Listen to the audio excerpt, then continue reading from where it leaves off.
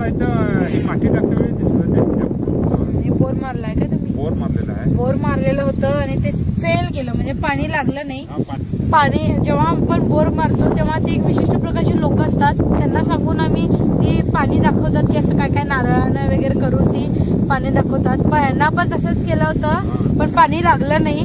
मग काय असतंय, नॅचरली ते जमिनीत पाणी असतंच, पण कधी कधी एका विशिष्ट ठिकाणी पाणी नसतंय. मग ते योगायोग असतो की तिथं बोर खणल्यावरती पाणी लागतंय किंवा आता लागलं नाही. मग ते पण त्यांनी पहिला सगळं नारळानं वगैरे केलेलंच होतं, पण आता लागलं नाही पाणी.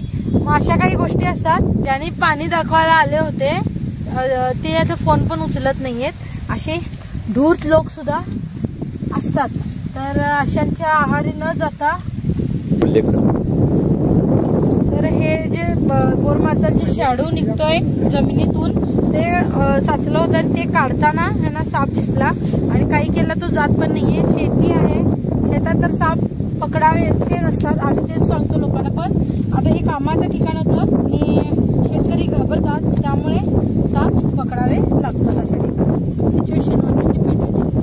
तर कुदळ आता द्यावं कवड्यानं काढावं काय गाडी.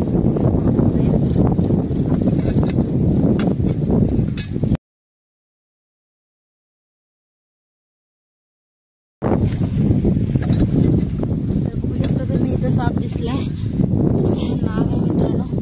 शेतामध्ये असेच मोठे मोठे साप राहतात.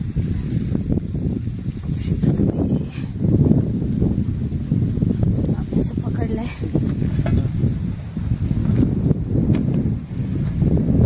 खूप मोठा साप आहे आणि शेतामध्ये जास्त उंदरं असतात आणि उंदरं खाण्यासाठी साप येतात.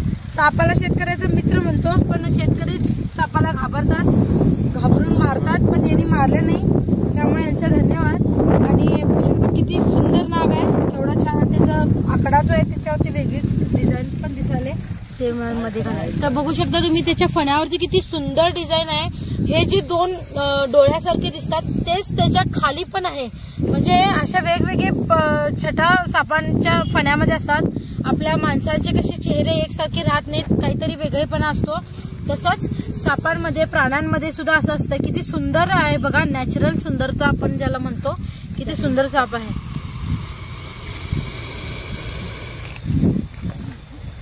अंदाजे 6 ते 7 वर्षाचा हा नाग आहे.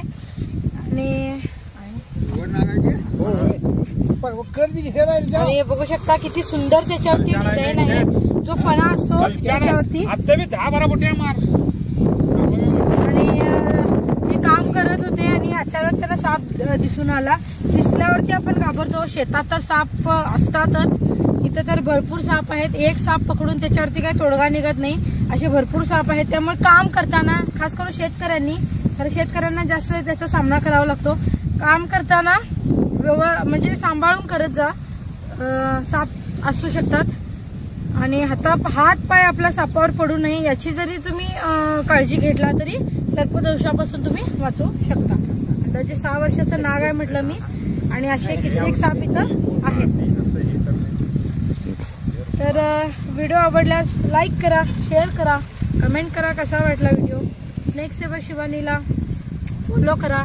जास्तीत जास्त तुमचं प्रेम द्या, कारण हे व्हिडिओ आम्ही तुमच्यासाठीच बनवतो.